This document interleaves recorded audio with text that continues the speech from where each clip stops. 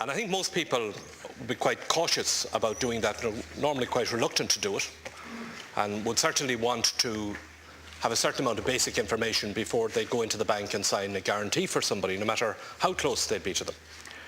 They want to know how much they were going guarantor for. They'd want to know what type of conditions were attached to it, and they'd want to know a little bit about how the person they were going guarantor for was going to behave financially afterwards. And they'd certainly read the small print of the guarantee, or what they were signing up to, very closely. Now, we're being asked as a country to go guarantor for the banks, and effectively being asked to put up the deeds of the country as security in doing so. And during the course of today, we will be going through the small print of what that guarantee amounts to. That's what the committee stage of the bill is effectively going to be.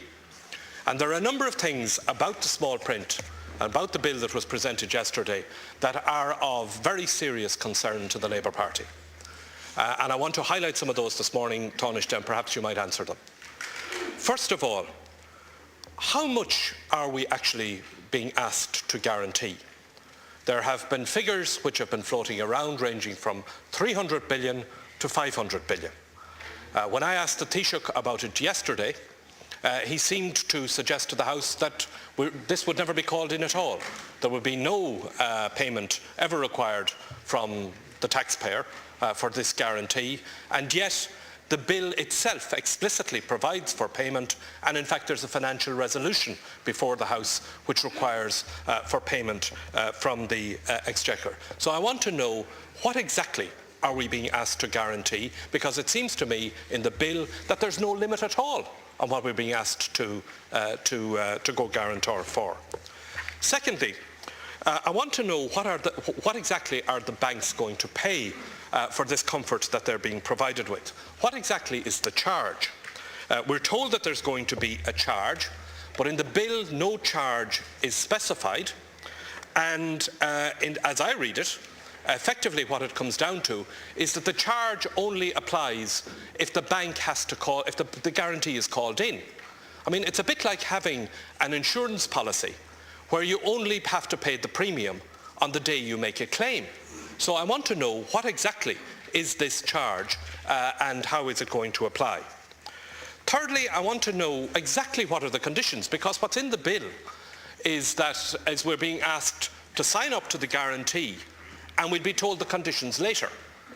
The Minister for Finance will bring in a scheme before the House and it will apply provided we don't annul it within 21 days. So we need to have the conditions for this guarantee up front and known to us before the bill is passed, and certainly before the bill comes into effect. And fourthly, we know that the top executives of the banks have been paying themselves in millions. And we want to know, will there be any limits or any restrictions or any constraints put on the continuing arrangements that there are for executive reward, top executive reward in the banks? Now, these are among the issues which are addressed in a series of amendments from the Labour Party to the bill that's before the House today. And how the government responds to those amendments will determine whether or not at the end of today the Labour Party will support this bill. So I want some clear answers, Tanaiste. I want to know, how much exactly are we being asked to guarantee? What exactly are the banks going to pay for the comfort? Are we going to see the exact conditions before the guarantee is signed up to? And are you going to continue to allow top executives of the banks to keep their fist in the till? Dr. Gilmore. Well, my questions, go to the heart of this whole issue. What are we being asked to guarantee? None of us, nobody in this House, and I don't think any member of the public, would walk into a bank and sign a guarantee for anybody, even a close member of their family, without knowing how much they were going to guarantee. And certainly wouldn't sign it in circumstances where it was open-ended, where there was no limit at all to the guarantee. Now, frankly, the Labour Party is not prepared to do with the taxpayers' money what we wouldn't be prepared to do with our own personal money. So we need to know exactly what we're signing up to here. Tanaiste telling us that this is a broad enabling measure. Broad enabling measure is a blank cheque.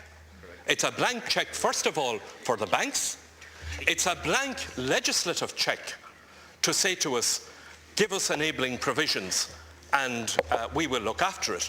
And in the case of this particular government, it is a very inappropriate blank cheque to give a government that only 3 years ago thought the country was so flush with money, and Minister Taoiseach Cowan was Minister for Finance at the time, that they abolished the bank levy. These are the people who are now coming into the House and telling us and asking us to trust you in relation to your relationship with the bank. There are very simple questions that we want answered on behalf of the taxpayer that any individual going into a bank to sign a guarantee would ask in analogous circumstances. How much are we going to guarantee? What's going to be paid for it? Are we going to see the conditions beforehand? And are you going to do something about the very excessive rewards that the people who are looking for the guarantee are paying to themselves? These are very simple things. If the Taoiseach is not able to answer them, perhaps the Minister for Finance will provide satisfactory answers during the course of the day. But I can tell you this, Ceann Comhairle. If those very fundamental questions are not answered to our satisfaction, the Labour Party will not support this bill this evening.